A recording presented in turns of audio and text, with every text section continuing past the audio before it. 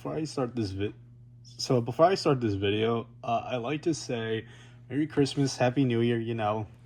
Enjoy your time with your family like I am right now. I mean, it's late at night for me, so I'm just like reading a creepypasta for you guys. But yeah, go check out my other video too if you need to. While I'm also at it, I didn't take the story serious. Trust me, I just couldn't take it serious. It was going all over the place. It was like reading Urban Spook, right?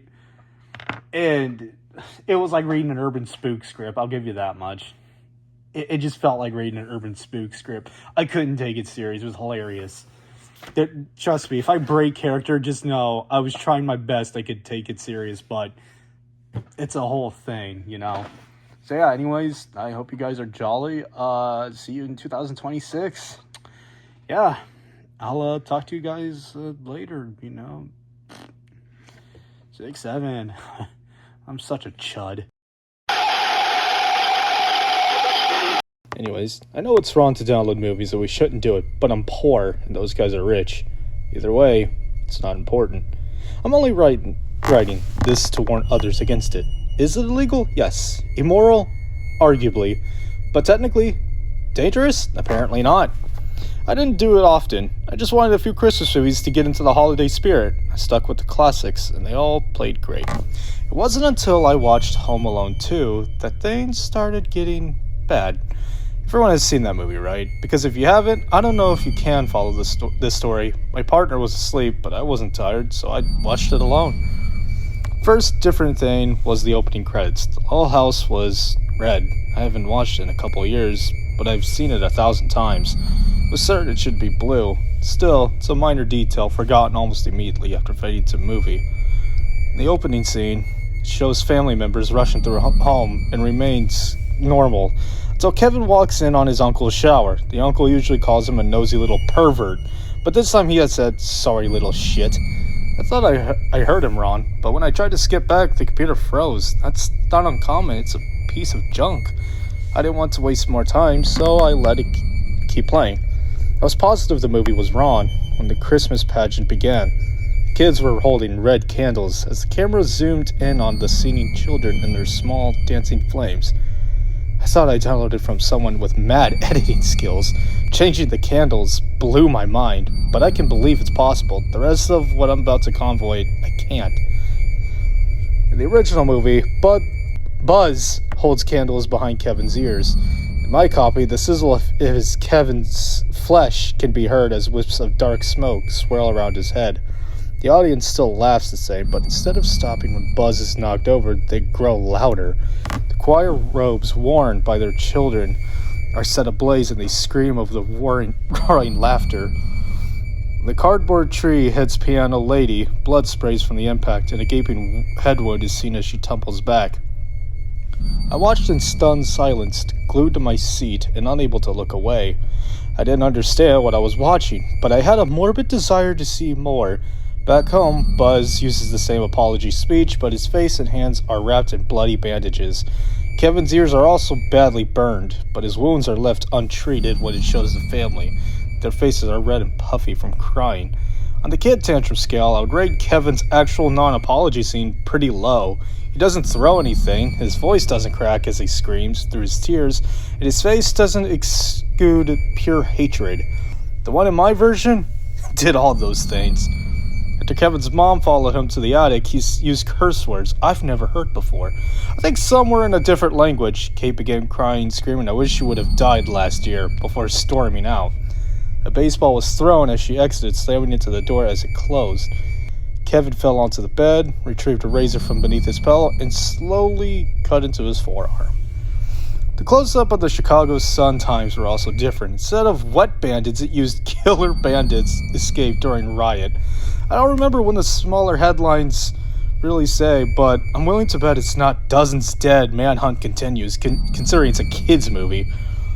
Remember the quick scene of the airport taxi knocking over the statue? In my copy, it hits a kid. Aside from the characters being angry and depressed towards one another, the movie plays relatively normal until Kevin leaves the New York airport, where he once enjoyed a montage of fun city sights to a happy song. You now walk dark, dangerous alleyways as sinister music played for the remainder of the movie. Kevin's family is not seen again. They never go to the police or attempt to locate him. After the montage, we see Harry and Marv leave the fish truck. The sticky bandit jokes were completely removed. Where they normally steal change from a Salvation Army Santa, they now held a man at gunpoint in a dark alley. The terrified man surrenders his wallet without a struggle, but is shot anyway.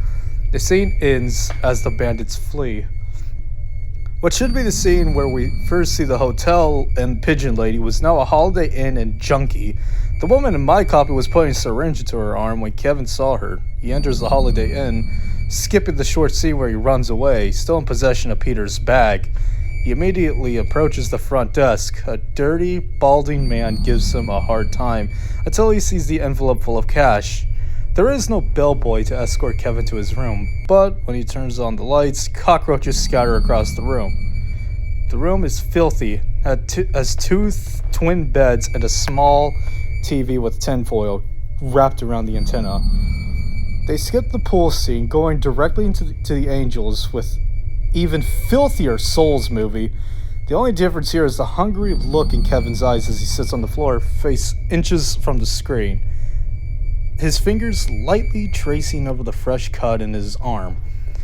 A fade out takes us to a few hours later when he discovers Peter's address. At seeing his uncle's name, he says, "If they're still in Paris, I could stay there instead."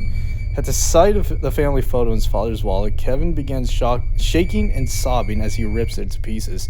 The following morning, he hails a cab instead of renting a limousine. Duncan's toy chest was unchanged, but the kid was still angry and depressed as he wandered through the store. He pushed other kids and shoplifted the items he normally purchased. Mr. Duncan watched him leave with a sad, slow shake of the head. Harry and Marv exit immediately after grabbing Kevin on the street. The boy screamed, kicked Harry in the shin, and ran. The chase scene was short and filled with cursing. Instead of breaking pearl necklaces to trip the bad guys, he told of a group of bikers, "2 men are chasing me." Kevin proceeds to escape while Harry and Marv are brutally beaten in the streets. Upon returning to the hotel, the owner claims the room was never paid for and tried to make the boy pay again. When Kevin refused, the man grabbed him, taking the money by force. Red-faced with fury, the kid fled back into the streets. He ran until Harry and Marv, limping and beating to a pulp, found him once again. They pulled him through the alleys, describing brutal methods of torture he would endure. I can't even repeat the words. I don't think I have ever heard such gruesome ideas before. I didn't believe a child's face could be more consumed by hatred, but the way Kevin looked at them gave me chills.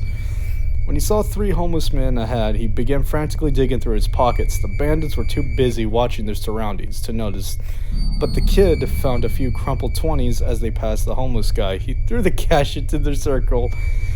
"Help, kill these guys," he screamed after retrieving the cash. The 3 men descended upon the bandits. Kevin was able to escape. I can't take this serious.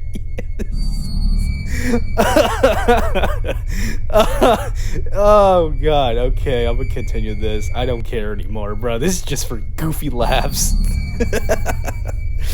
In the next scene, Kevin was alone in the dark park. The sulky kid walked with his head down, frightened by the shady characters he encountered. More than one tried to sell him drugs, and when the prostitute taunted him, he flipped her off. After running from the taxi driver, he bumped into the ex-pigeon lady again. They had an almost normal chat, if you can pretend it's normal to teach a 10-year-old how to shoot a heroin, where she once placed bird seeds into his hand. She now rolled his sleeve up with a mother's tenderness. She injected the drug into the... Okay, I can't. This is ridiculous. Oh, this is ridiculous. Okay, so short story. He basically does heroin in like the most wrong direction. I'm skipping that part. Just read it for yourself. It's hilarious. It's not hilarious, but like the story itself is like directly hilarious. I just I can't take any of this serious. It skipped their touching scene at the orchestra instead of going directly to Kevin entering his uncle's home. I didn't notice any difference in the trap setting montage ahead from the same eerie music as before. This is where the movie got truly graphic. I've seen a lot of horror movies, but I've never seen anything so incredibly brutal as the derailed special effects to come. The scene at the toy store began with Kevin's hat off for the first time since the apology scene. His ears were turning green with infection from his still untreated burns. He smiled wickedly as he collected bricks, but he never bothered taking a picture. Actually, I don't think he had the camera voice recorder at all. Likewise, he didn't even attach a note to the brick. He threw it into the window. Harry ran outside, tripped on the failed seesaw, and face-planted into the sidewalk. He lifted his head, showed a bloody nose and murderous eyes. Seeing the trap failed, Kevin began running. It's the same thing. It's the same formula in this story. Kevin keeps running, this and that. This is stupid. And fell into Harry. When the boy taunted the bandits from his uncle's roof, they responded in a usual way. The first brick drop still hit Marv in the forehead, but left a wide bloody gash. The next two bricks gave matching lacerations. You know what? I don't even care anymore. And blood sprayed the sidewalk on impact. Both the men's faces were already in poor condition from the previous beating, but somehow each new wound was prominent among the rest. I wish I could tell you I watched it because some strange power stayed my hand, or that the movie threatened me in some way, but I can't. The only reason why I continued watching was because some twisted part of me wanted to see what else they'd done to it. There was absolutely nothing to give any indication it was edited. If I had ever seen it, I would have believed it. Genuinely filmed that way. After Harry left to find another entrance, Marv struggled to his feet at the front door. He pulled the knob off to initiate the same staple gun trap, albeit without the comically long rope. The string quickly pulled tight, shooting a staple into his nuts. Oh my god. Dude, oh jeez, that's gotta be painful. Into his nutsack region, not his ass. He then fell to his knees, pulling the trigger once more. I had to look away when the staple penetrated his... Oh dear, okay, he penetrated his eye. They just made it graphic. Harry tried to go up the slippery ladder and fell on his back, but nothing worse than usual. When he kicked in the side door, most of the falling tools missed him, but the camera didn't cut away when the last wrench fell. The sound of his skull breaking was nothing compared to the blood that splattered and the way his head caved inward. He should have been dead, but he wasn't. Dude, how do you even live from that? Holy hell. Marv kicked open the front door, but fell off the incomplete floor ledge, landing with a sickening thud. Bloodstains spread beneath him as he moaned in agony. When finally able to stand, he walked on shaky legs around the green goop he normally slips in. He still tried to use the sink, probably because he was covered in as much blood in my version as he was in paint in the real movie. The electrocution scene was horrible. When he attempted to use the sink, his body went rigid as electricity coursed through him. His hair caught fire and the screen filled with smoke.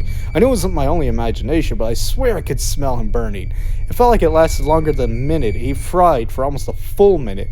He too should be dead, but wasn't. Kevin laughed maniacally as he maxed out the voltage before running away. It didn't stop until the actual device blew sparks and died. It skipped Harry catching on fire and dipping his head in the toilet. Instead, it stayed as with Marv as he somehow recovered. He erected a tower of junk to climb through the hole in the floor and almost made it to the top before it fell, burying him beneath the rubble with more gut-wrenching sounds. Back upstairs, Kevin sneaked down to the hall, past Harry, and attempted to climb the ladder he previously saw halfway through. It broke too early and sent him crashing into the ground. Recovering quickly, he almost made it to the top of the stairs before Harry saw him.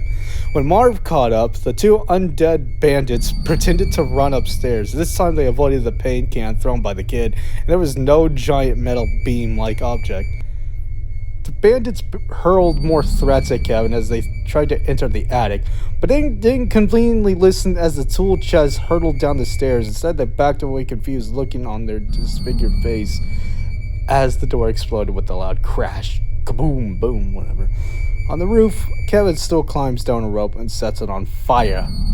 As the bandits descend, the difference is Harry and Marv are engulfed in flames before falling several stories to land on their backs, legs protruding at angles that made my stomach churn.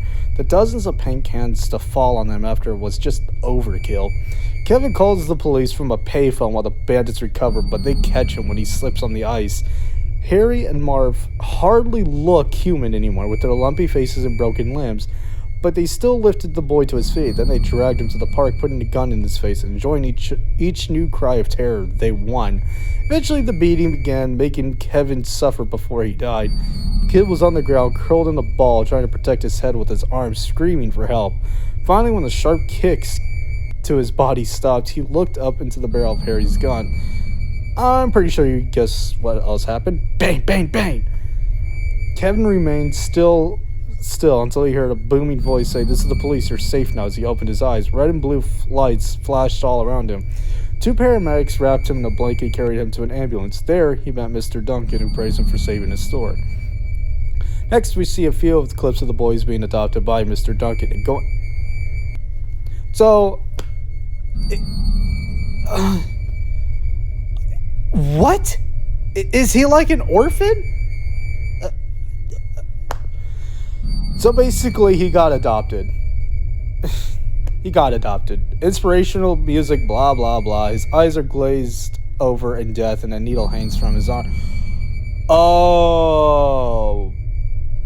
So, technically, he, TLDR, the heroin needle got to him. And, he died. I went to the website to see what I could find out about the person who got it from, but the torrent was removed. I looked into file corrupt. I'm not even going to read all that. I keep trying to add a link below for anyone who wants to see it, but they are being honestly, 8 out of 10? Dude.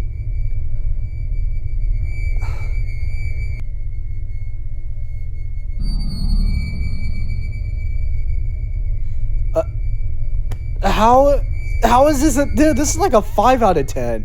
Like with so much gore and heroin.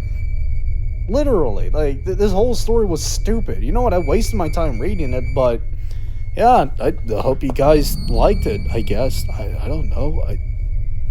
The story was pretty stupid. I'll link it to you, but holy hell! What do you call this? Where is the dude? It's like one of those classic creepypastas, not like the terrible ones, like Jeff the Killer. That's like I said, the image is haunting, but the story is just so, good lord, awful. Like, it's all over the place. Like, you jump from one point to another where it's either Harry and Marv are just getting absolutely beaten to the ground by a bunch of people, or it's just Kevin doing heroin for a few minutes in each part of the section. Yeah, no, it doesn't deserve an 8 out of 10. It deserves worse. Dude, this was brutal. I loved it. It was raw, and I want to see that edit too. Oops. It's not even well written. Yeah, it's corrupted kids media, but it just doesn't fit. It feels like urban spook, This whole story felt like an urban spook episode. I'm not gonna lie to you. It was all over the place. I mean, just electrocuting Harry and Marv, full voltage, and somehow they're still alive.